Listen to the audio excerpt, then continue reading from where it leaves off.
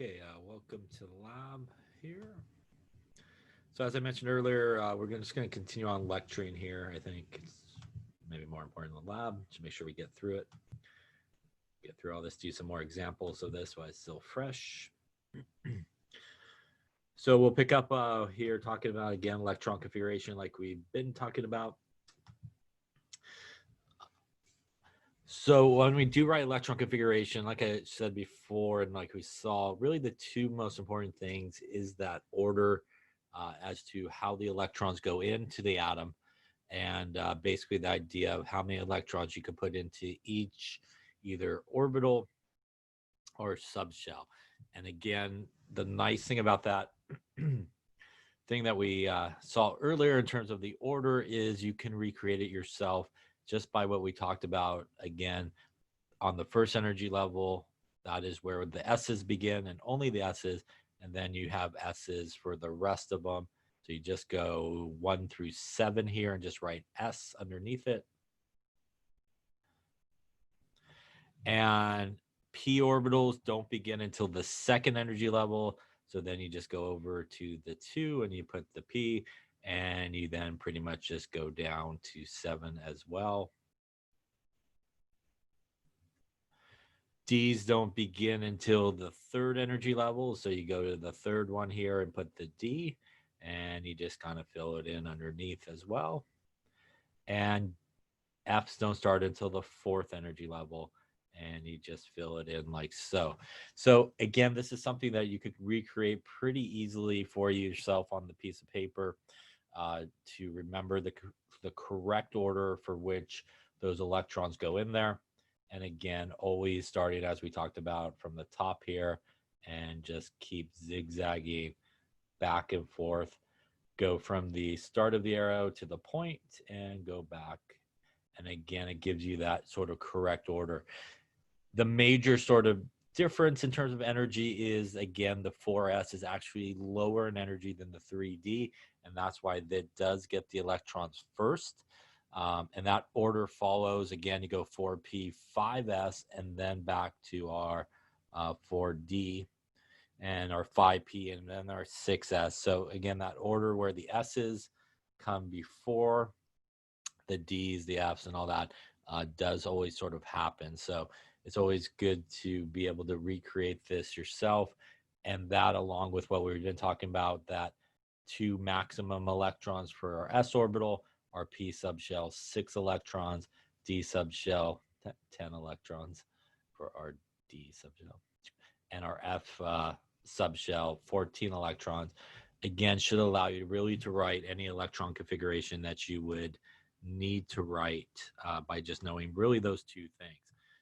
So we left off with carbon. So why don't you, at the beginning here, just to make sure, why don't you write the electron configuration for nitrogen, oxygen, and fluorine, and why don't you also do the orbital diagram, which again is the arrows and the boxes are the lines. Nitrogen on the periodic table is number 7, 8, and 9 here in terms of protons, and they're all neutral, so that would also be the same number of electrons that they would have. So take a couple of minutes and see what you come up with, and make sure you get the right configuration, and also the orbital diagrams for those guys.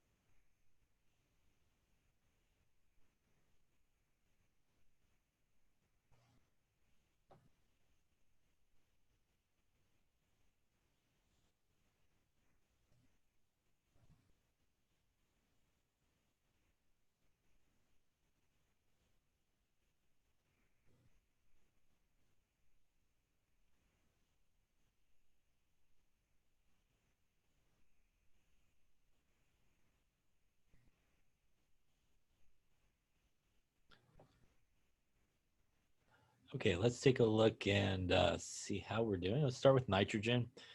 So again, nitrogen, if you look on the periodic table, is number 7, which means it does have 7 protons. And if it's neutral, it has 7 electrons.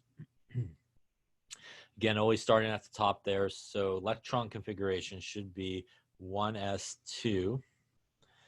That should fill that guy. Next one should be 2s2. And lastly, that is 2, 4. We would zigzag to our 2p next. And at that point, it would be 2p3.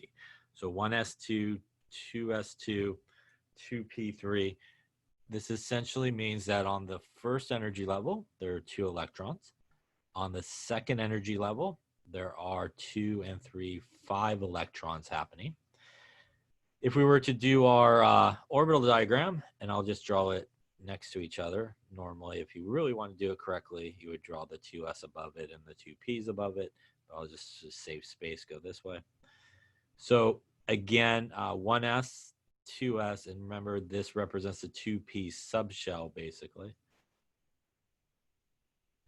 And that is made up of the 2px orbital, 2py orbital, and 2pz orbital is essentially what each of those sort of lines, or if you use boxes, is perfectly fine as well. Electrons, again, always going to go in lowest energy first. So going to start here at the 1s. First one always goes up. Second one goes down. That fills that up. Next highest in energy would be our 2s. So one goes up and one goes down. That's 4 electrons. Again, when we get to the subshell here, always left to right, usually here. So we're going to start with our one here. That is 5. As we talked about, most stable based on Hund's rule is maximum parallel spins. And what that means is we're going to actually put an electron in each of these orbitals, 2, 4, 6, and 7. First, all pointing in the same direction. So again, in a subshell where you have multiple orbitals that make it up, they go in one at a time and then would go back and fill it up. Question on that electron configuration or orbital diagram? Yeah, so the difference between the S and the P, so why is there 3 bases for the 2P? They're for the 2p. So S orbitals, and this is all based on, we don't go into great detail about, but this is all based on that Schrodinger guy and all his sort of formulas and calculations. So basically what came out of that was that for an S orbital, there's only one different type of S orbital. There's only one type no matter what it is. It's basically just a sphere. And it's just this kind of blob of a sphere and just kind of sitting right in the middle, if you will, of like that X, Y, and Z sort of orbital, our axis. Based on his sort of calculations, when we get to sort of the theoretical guys that are P's, there's actually 3 different types of P orbitals. And that's why there's these 3 lines. And as we were talking about earlier, for those P orbitals, there's one that's on sort of the X axis, there's one that's on the Y axis, there's one that's on, the Z axis coming this way. And each of those, based on his sort of calculations, are theoretical positions in 3-dimensional space where 2 electrons each could be housed, basically, into each of those. So when we get to the P subshell, there's 3 different types of P subshells, and that's what the X, Y, and Z label represent. And they're 3-dimensional sort of orientation in space. And same thing when we get to the D, there's 5 different types of D orbitals. So that's why when you would draw your orbital diagram for the Ds, when you get there, you should have 5 lines or 5 boxes. And each one of these represents an individual D orbital that's happening. And same thing when you get to F, there's 7 different types of F orbitals. Again, what that basically means is they all have the same shape, those 7 different types, but they're just mainly on different sort of orientations in 3-dimensional space.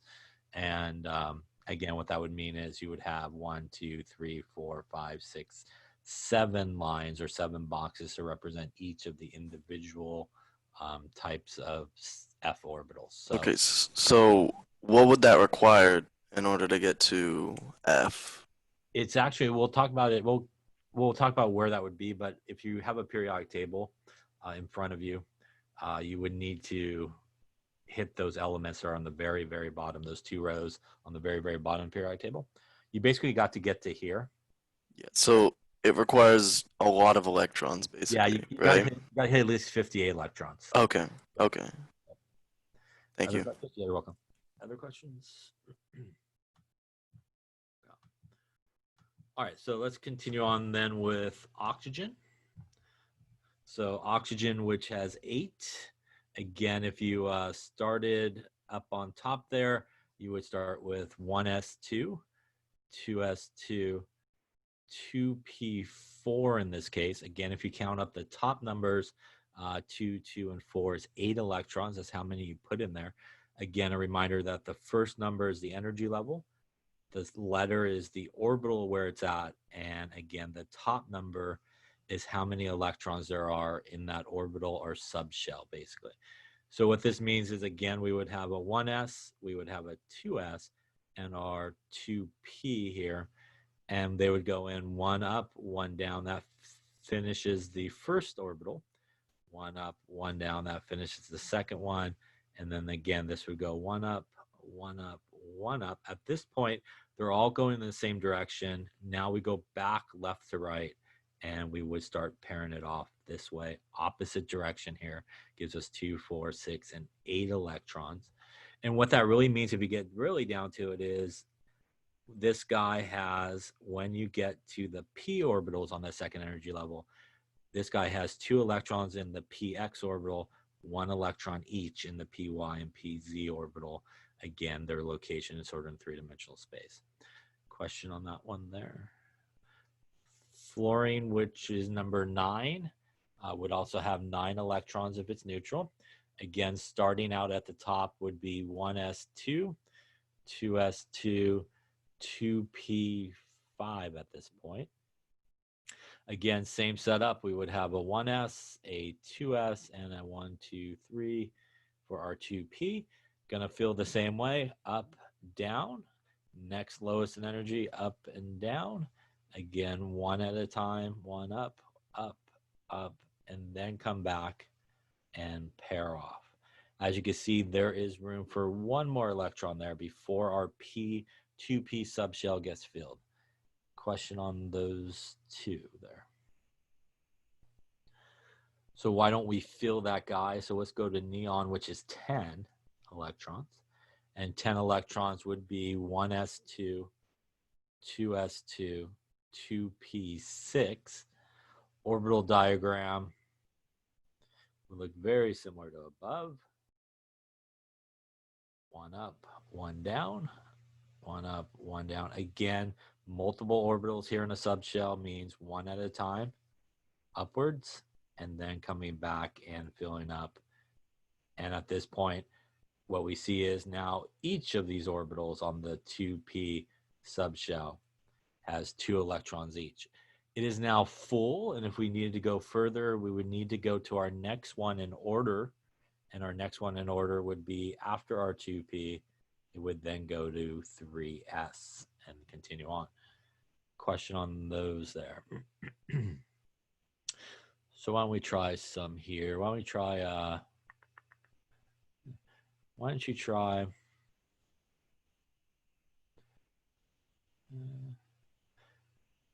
try magnesium? And why don't you do calcium? And while you're at it, why don't you do bromine?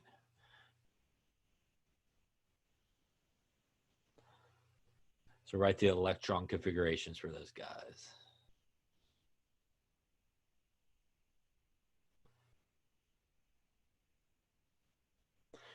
In case you don't have a periodic table, magnesium is 12 electrons, calcium is 20 electrons, and bromine is 35 electrons. And if you want for these, you could just do the electron configuration. You don't necessarily do the orbital diagram.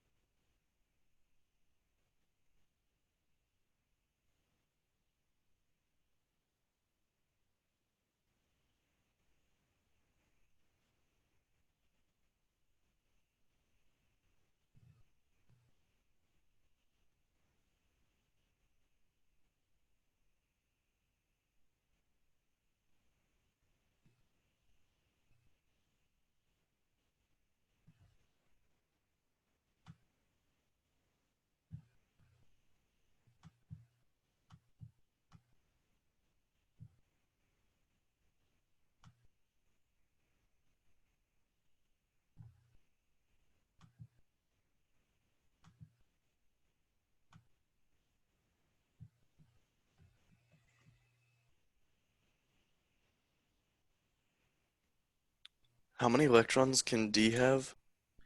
If you fill up the D, it could have 10 total.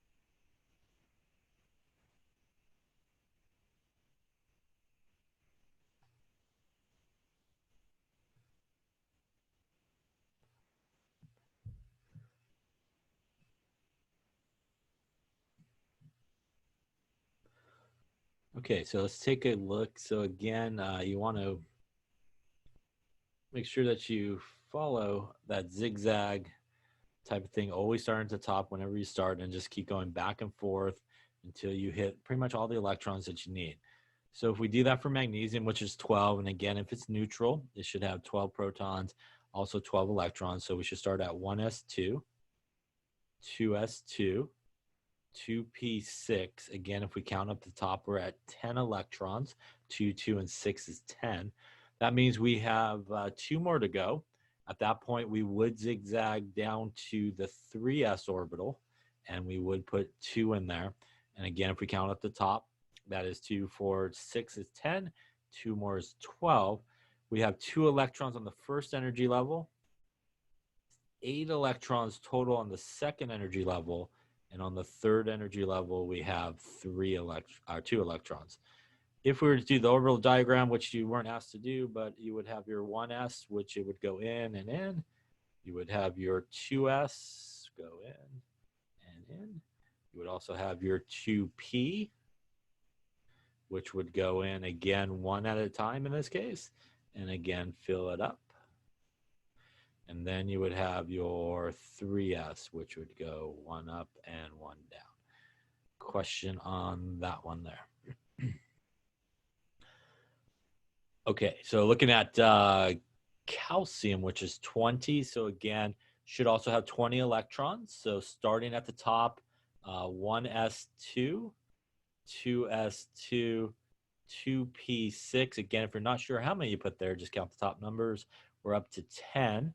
Just like over at magnesium, we would then go into our s, which would be 3s2.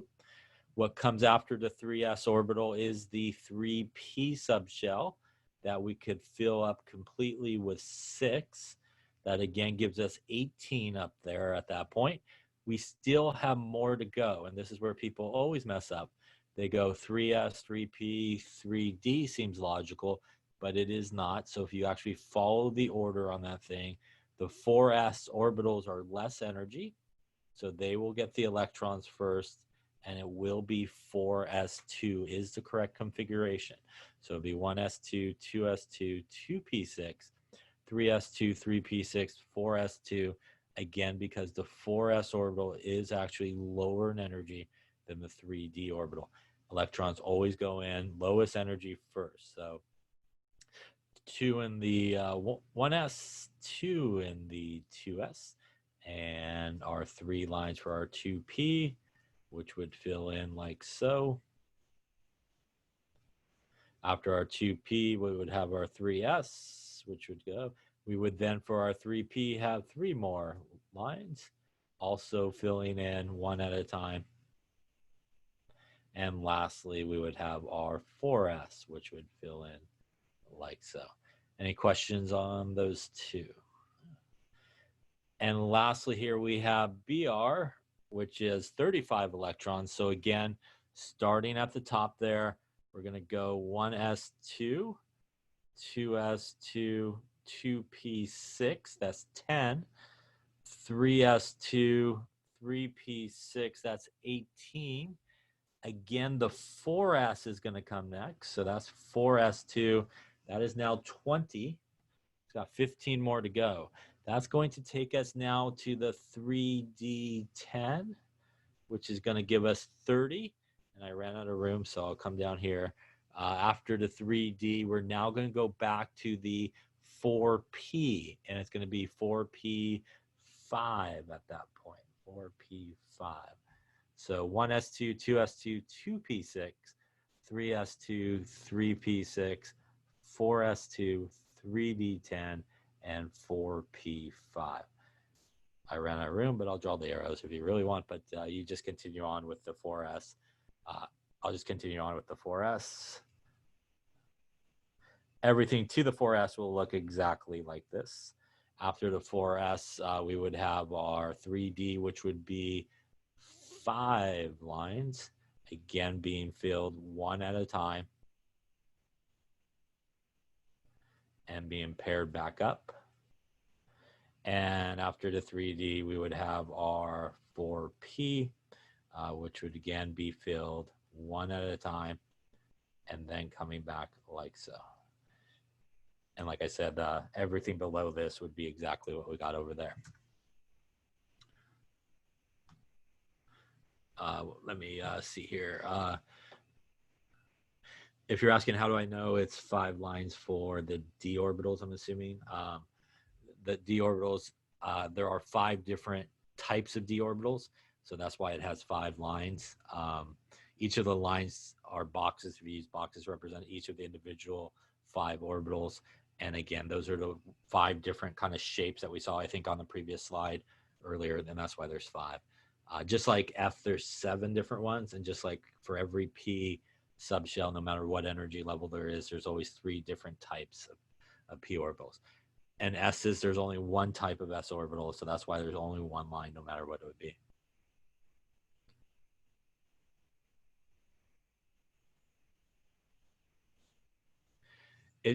It does have lower energy. Let me see if I don't know if I have an actual picture like that. Let me see here. Hang on a sec.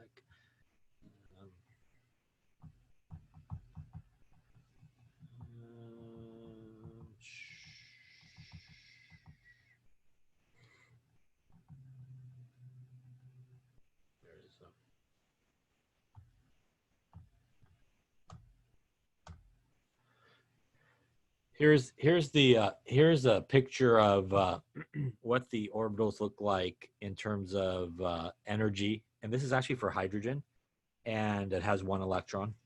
And when you look at it for hydrogen, it has 1 electron. I think this is the only picture I have that's kind of like this. You could see that for hydrogen, all the energy levels, they're like perfectly equal with each other. So everybody is on 3 is on 3. Everybody that's on 4, you would have the 4p here and so forth would all be equal. And that happens with hydrogen, and it looks like that with hydrogen because there's really only 1 electron. But when you get to anything above hydrogen, which is pretty much everybody else, there's actually some switching that occurs. And actually, in terms of energy, what ends up happening is kind of like the order that we just drew. That little zigzag thing is actually this energy diagram. What happens when we do start to have more than 1 electron is the 1s orbital comes first, then actually the 2s comes, and then the 2p actually comes next. And then the 3s orbital happens, and then the 3p orbital happens. Let's go up here. 3p orbital. Then actually the 4s happens next, and this guy actually ends up being higher in energy than that. So there's this kind of differences in all the orbitals, not just between the 4s.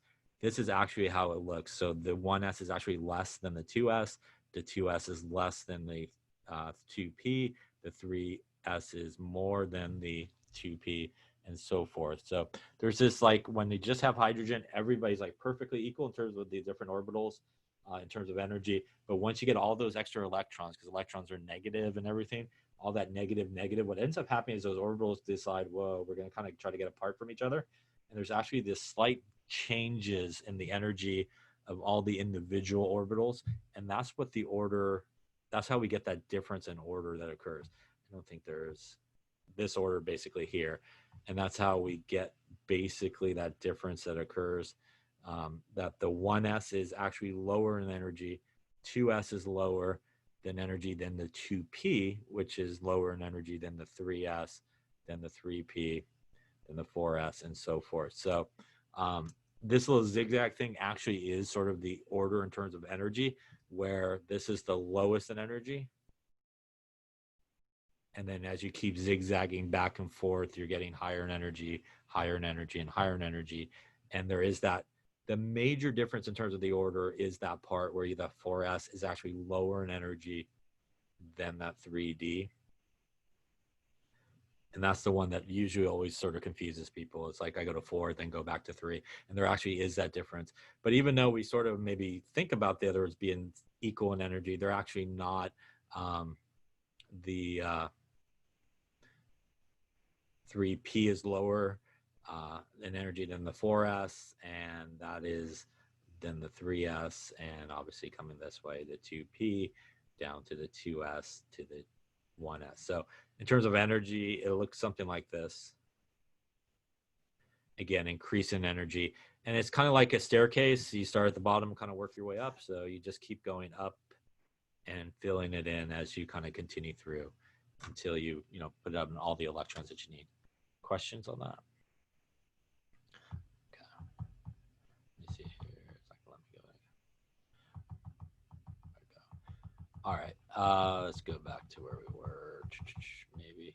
Come on.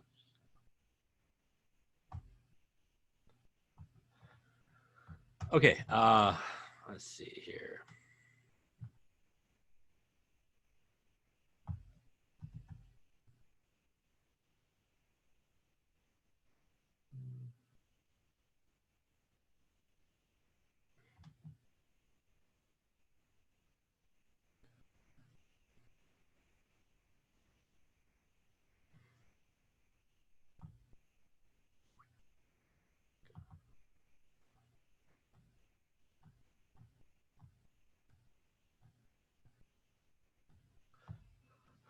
Okay. So we were looking at these guys. Any questions on how to write that electron configuration? So again, like I said, that zigzag thing is really the energy level, with the top guy being the lowest, going to the highest. And none of the orbitals are really equal in energy in terms of where they are, like 2s, 2p. Even though they're both on the second energy level, because when you get a lot of electrons, there is still a slight difference in those energy levels of those orbitals themselves. And that's what gives us that sort of different order that occurs. So for example, let's take a look at, we just did calcium, for example, which was 20. And if we look at something like calcium, which is 1s2, 2s2, 2p6, 3s2, 3p6, and 4s2. If we actually look at calcium's configuration up to here, and if we count up the electrons there, that is 2, 4, 6, which is 10, 12, and 18 electrons is in the box. And if you look on the periodic table, 18 electrons is the same electron configuration as argon's configuration. And you can write electron configuration by putting argon in parentheses and continuing on with 4s2. Argon is a noble gas.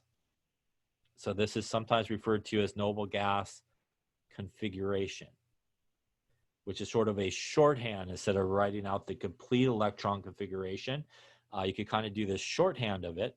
And as it implies by the name, what should go in the bracket is the noble gas that comes right before the element. So the noble gas that comes right before the element is what should go in the bracket. So for example, if we looked at magnesium, which was the other one we did, which was 12, 1s2, 2s2, 2p6, 3s2. And if you look at this part of the configuration, that is 10 electrons. 10 electrons is neon's configuration, 3s2. So you can write noble gas configurations by taking the noble gas that comes right before the element on the periodic table and continuing on with the configuration until you get to the end of it. So that's sort of a shorthand. Again, always needs to be the noble gas that goes in there. So why don't you try a couple here? Why don't you write the electron configuration for, let's do nickel, which is 28. And why don't we do strontium, which is 38. So write the electron configuration and the noble gas configuration. So do both. So electron config and the noble gas configuration. So kind of the long version of it and the shorthand version.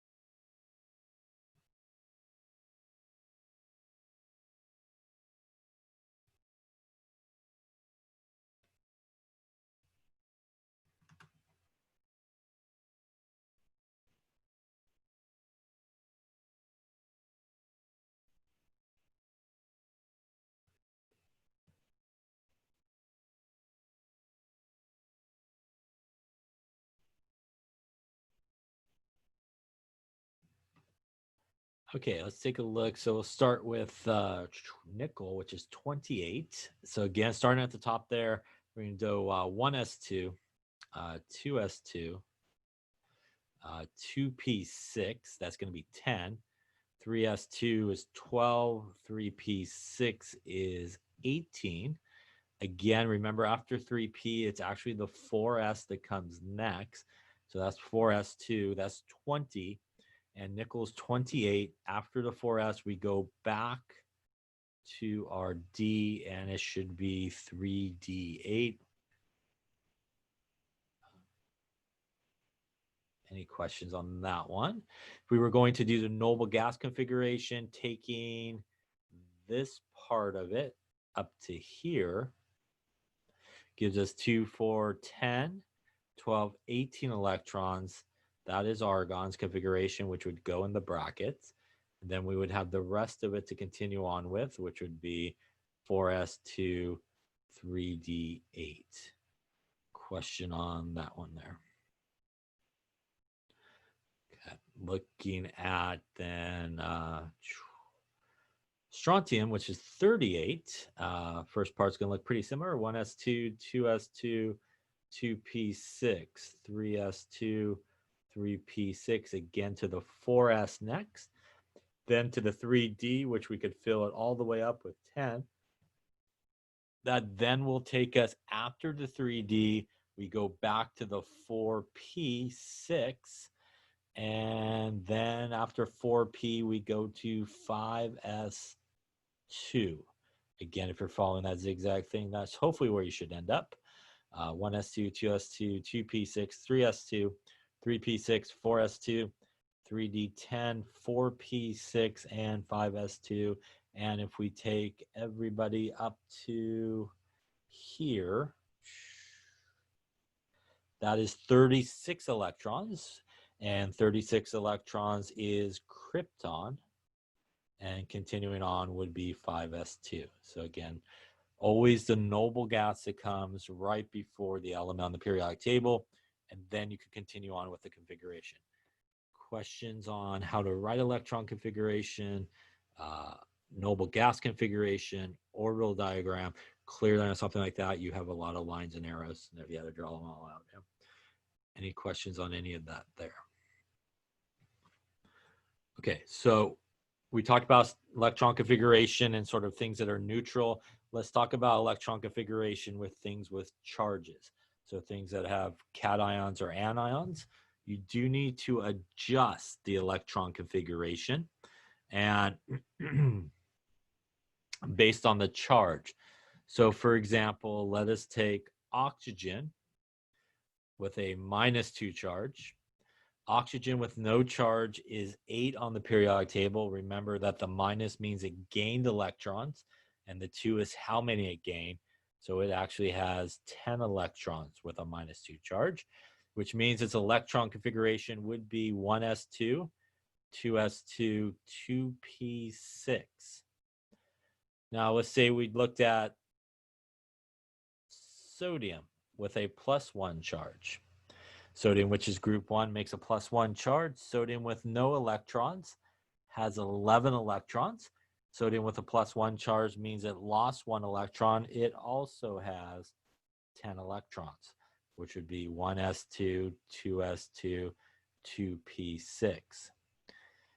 10 electrons is neon on the periodic table. 10 electrons here is neon on the periodic table. And clearly neon would have 10 electrons, which would be 1s2, 2s2, 2p6. All three of these things, oxide with a -2 charge, sodium ion with a +1 charge, and neon that's neutral, they all have the same electron configuration. Things with the same electron configuration are what are known as being isoelectronic with each other. Isoelectronic means they have the same electron configuration. Let us look on the periodic table and see what is really happening. So if you look at the periodic table, this is oxygen, this is fluorine, and this is neon. And if you come the other way, we have on the left-hand side, sodium and magnesium, right? So what happened is my oxygen here, which started with 8 electrons, gained 2 electrons, and he went forward to the noble gas that comes before him. My sodium lost 1 electron, and he went backwards in terms of the electron configuration to the noble gas that came right before him, as oxygen went to the noble gas that came right after him. And that is the whole basis of bonding, as we'll talk about. The whole basis of bonding is things really want to get the same electron configuration as the noble gases because they're very stable. And by losing electrons or gaining electrons, That is how everybody could get to the same electron configuration as our noble gases. Now, everybody in our representative elements, groups 1, 2, 3, 4, 5, 6, 7, and 8. Everybody in our representative elements, that's exactly what's going to happen. The metals will back up to the noble gas that comes before them. The non-metals will go forward to the noble gas that comes after them. So why don't you try a couple here? Try sulfur with a -2 charge. What is electron configuration? And we did strontium a second ago. Let's do strontium with a +2 charge. See what you come up with.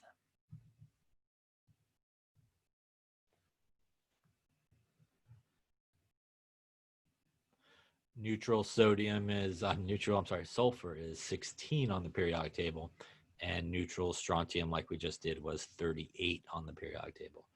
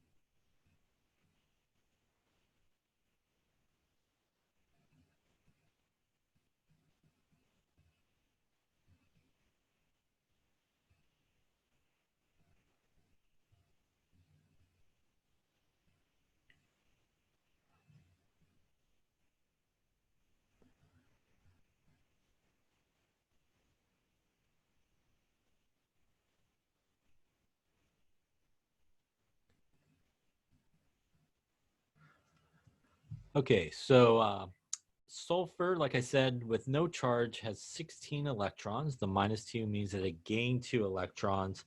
So we are now to 18 electrons.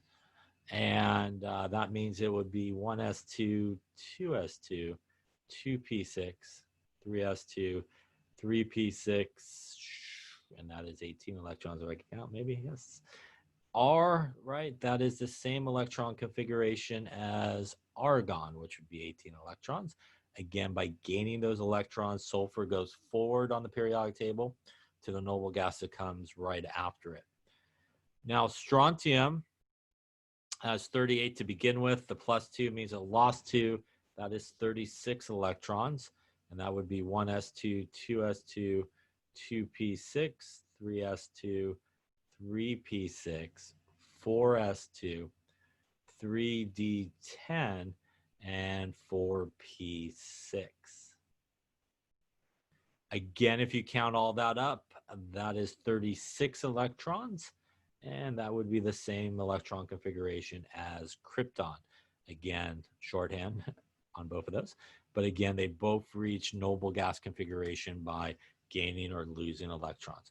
So anything that has a charge, you do need to adjust the normal electron configuration to account for either the gaining of those electrons or the losing of electrons.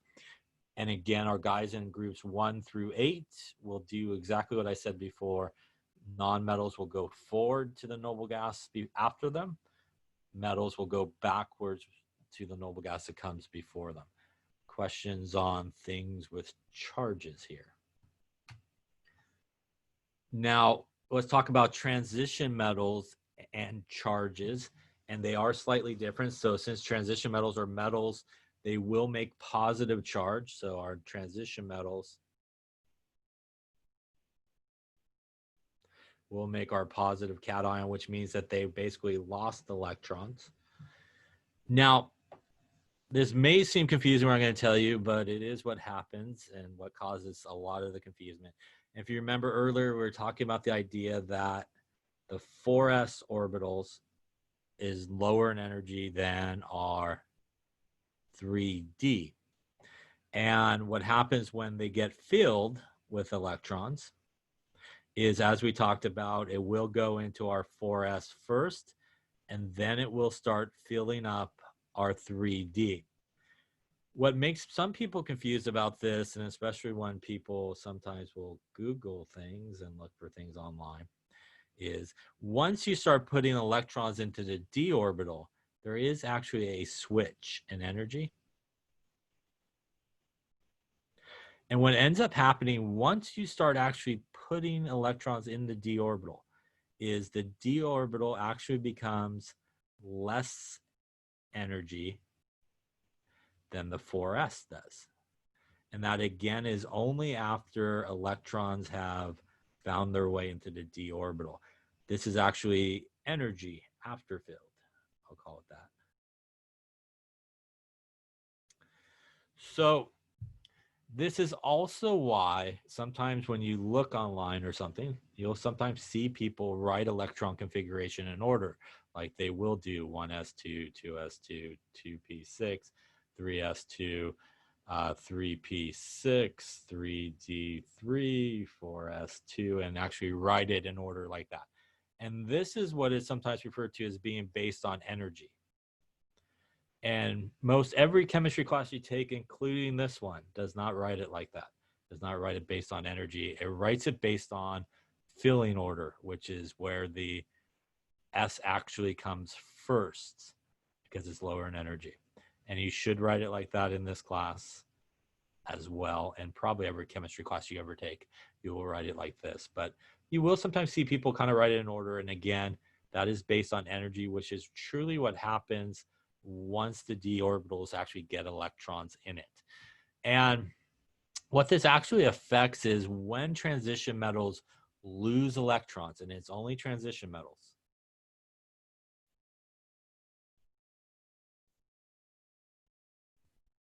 they will always lose their s electrons first.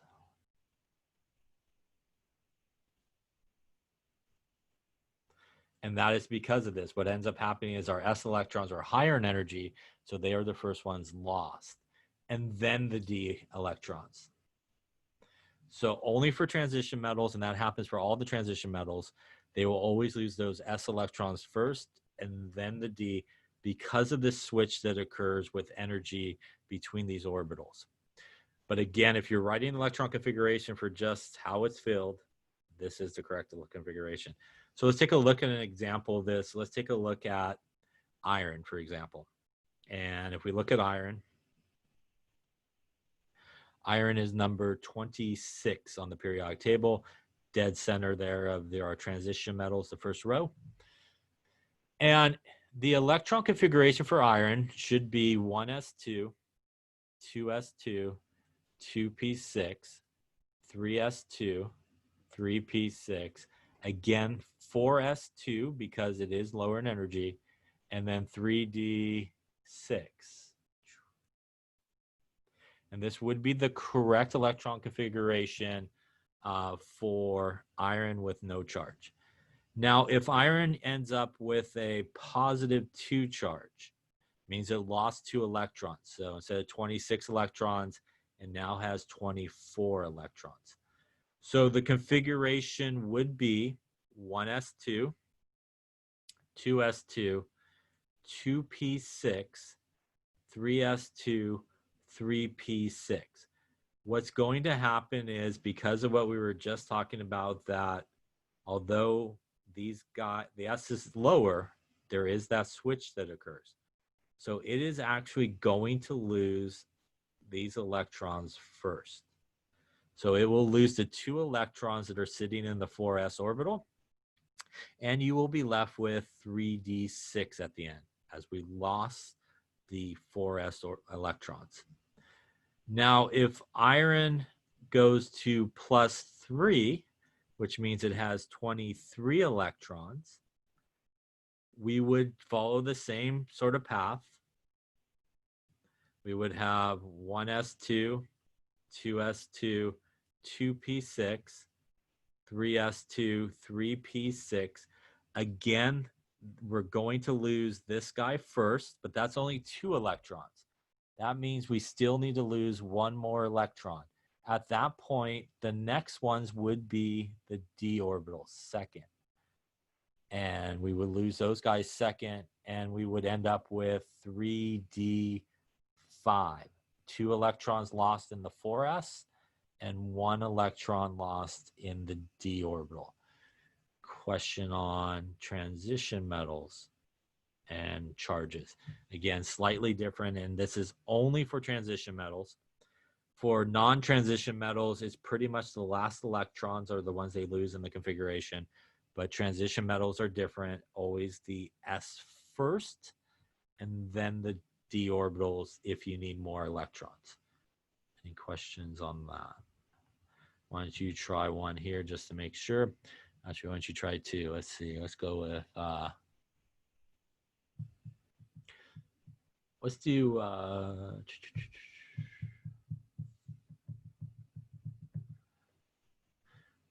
let's do nickel 2, and why don't you do Mn 4 plus.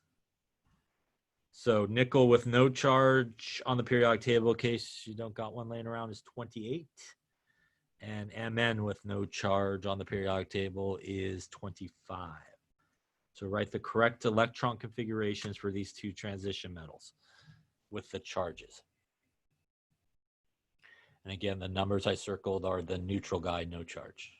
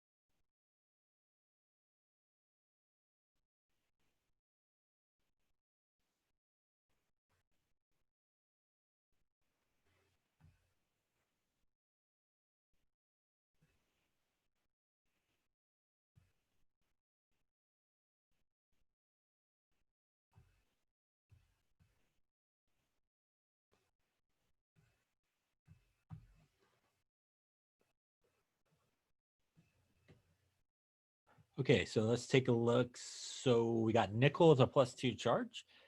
So nickel with no charge is 28, which means it lost 2 electrons here, so it should have 26 electrons. Mn is 25 with no charge. +4 means it should have 21 electrons. Again, you could subtract the two numbers there. So let's start with nickel with a +2 charge. That means that we should have 1s2, 2s2, 2p6, 3s2, 3p6. And again, nickel with no charge would end with 4s2, 3d8. which means this has a +2 charge, which means we are going to lose these guys first. And that would leave us 3d8 in this case for our nickel with a +2 charge. Any questions on that particular one there? Okay. So looking at our Mn with a +4 charge, again, should be 1s2, 2s2, 2p6, 3s2, 3p6. Again, Mn with no charge would end with 4s2, 3d5. In this case, +4 means that we lost 4 electrons. So we need to get rid of 2 of these guys. And now we still need to get rid of 2 more. So they then would come out of here. And if we get rid of the 2 electrons from the 5, that should leave us 3d3 in this case. Questions on how to write electron configuration for transition metals. Again, slightly different than representative elements. They will lose those s electrons always first and then the d's. Also different than our representative elements, they do not get back to noble gases. So, you know, our metals in group 1 and 2, when they back up, they are able to get back to group 8. But when we get into our transition metals, when they back up, they really don't get back to the noble gases. They don't reach that noble gas configuration. Question on that there.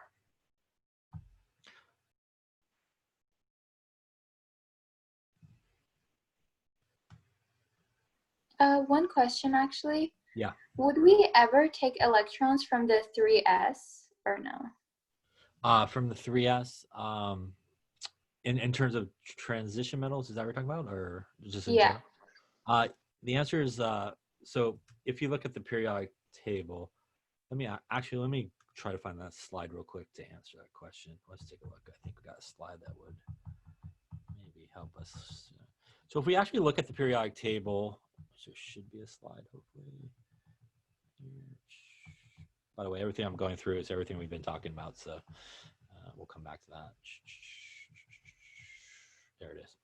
So when you look at the periodic table, this is, you could actually, if you wanted to, and this is in your notes, so if you wanted to, you could actually count off the electron configuration from the periodic table. And when you look at the periodic table, groups 1 and 2 are what are referred to as the S block. And S's have 2 electrons, which is what this represents, 1 electron, 2 electrons. Groups 3 through 8 on the periodic table are referred to as the P block. And P, if you fill up that entire subshell, is 6 electrons, 1, 2, 3, 4, 5, and 6. Our transition metals are D block on the periodic table, and they could fill up 10. 1, 2, 3, 4, 5, 6, 7, 8, 9, and 10. And those last 2 rows on the very bottom of the periodic table is our F block, which they could fill out 14, 1, 2, 3, 4, 5, 6, 7, 8, 9, 10, 11, 12, 13, and 14. So to answer your question in terms of transition metals, this is our very first transition metal right here. And this is what you could see is it's the 4s and then the 3d. So that's why they lose the 4s first. This is our second row's transition metals right here. And it's 4d and 5s, and they lose that 5s first. Now your question was about the 3s, which is right here. So what comes before the 3s or after 3s is the 3p. So there's really no transition metals that happen there. So transition metals, the very first one is right here. So they will always lose that 4s first. And then if you went to the next row, which is here, it'd be the 5s. Next row would be the 6s and so forth. So because of where it's located on the periodic table, there's no real transition metals there. Secondary to answer that question is you can lose the 3s. So for example, if you had something like sodium that we saw, when sodium loses an electron, it is the 3s, 1 electron, which makes it go backwards. So you can lose that 3s, but it will never happen with the transition metal because transition metals don't come into play until after the 4s on the periodic table. If that answers your question, I hope. Yeah. Other questions on that? So what that means is if you know what you're doing on the periodic table, you can actually use it to count off electron configuration. These are the period numbers, right? 1 through 7. And you start here. So this is like where we started with our zigzag thing. Now, if you go from here to across, so that's hydrogen and helium, that's 1s2, then 2s2, 2p6 coming to the end there, and so forth. So for example, if we look at calcium like we did, which was right here, and if we wanted to count it off to get to calcium, I'll just go with a different color because I'm not sure you can see here. Let's go with that. So starting up here, this would be 1s1. This would be all the way over to here to 1s2. This is period number 2. So this is 2s1, 2s2. This would then be 2p6 to the end. This would be 3s2. This would be 3p6. And this would be 4s2. So you literally could count it off on the periodic table. You could even get to iron, which is over here. Where are we at there? 1, 2, 3, 4, 5, 6. Iron, which is right here. Again, the important thing to remember is that order. And if you look at it, for example, go here. Again, 1s2 going across, 2s2 to here, 2p6 to the end, 3s2, 3p6, again 4s2. The problem though is right here is our very first transition metal, and those are our Ds. And if you remember, Ds actually start on the 3rd energy level. So this guy right here is actually 3D, and then we come to the end there, 3D6. So this is actually 3D, this guy right here. Let's draw it this way. That's actually 3D. This guy right here would be 4D. This is 5D, and this would be 6D. So the Ds actually start 1 behind the period number. And the Fs actually are 2 behind the period number. This guy here is 4F, and this one here is 5F. And technically they go right here in 6 and 7. So they're actually 2 behind. So there is some places where if you're not really 100% sure what you're doing, you may get the wrong configuration. So you want to make sure. I would recommend following the zigzag thing because you'll get it correct. If you follow the periodic table, I'd probably just use it as a backup rather than counting it off, because you do have to make sure you understand where things happen. Any questions on that there? All right, so we will stop here for now. A couple of things. We're almost done with this chapter. We got a couple of things to talk about. We did bounce around a little bit, but what we talked about in those examples is pretty much on those slides that I just went through and kind of skipped over. Is pretty much all the same stuff. So we did sort of talk about most of those things. A reminder that Wednesday is our first exam. Again, it is chapters 1 through 4 and 10. Again, chapter 1, really nothing in there. So really 2, 3, 4, and 10 is really the main chapters. We will have a short lecture, I think, on Wednesday, like normal. So we'll have a little bit of lecture, get through this, get a little bit into chapter 12. And then we'll take a little break, and then the exam will be open starting at lab time at noon. We'll have the entire lab period from like noon probably to like 1:30 or so to take it. It'll be kind of the same sort of format as the quiz. So there'll be some problems where you'll have to work out the problem and show the work and upload it. There'll be some problems where you don't necessarily have to show the work, you just answer it. You'll be given a periodic table, yes. So all those things that we talked about, you know, you need to know, those conversions and stuff. And we will be taking it through proctorial. So again, you got to have that all set up, and you need to start at 12 o'clock when it opens. Otherwise, if you start too late, you will not get the full time and it will cut you off. So like normal, if we were in person, you would sit down and take the exam at 12. Same idea here. You would start the exam at 12 as well. Any questions on any of that? I also moved the homework to be due on Wednesday since we did move the exam. So a reminder, again, the online homework is officially due coming up on Wednesday. Hopefully you've been working through that. If not, start now. Don't wait till Wednesday. Yeah. Other questions on any of that stuff? For chapter 10, are we going to have to know how to use Hess's law? Yeah, so whatever we covered in class is fair game to those sort of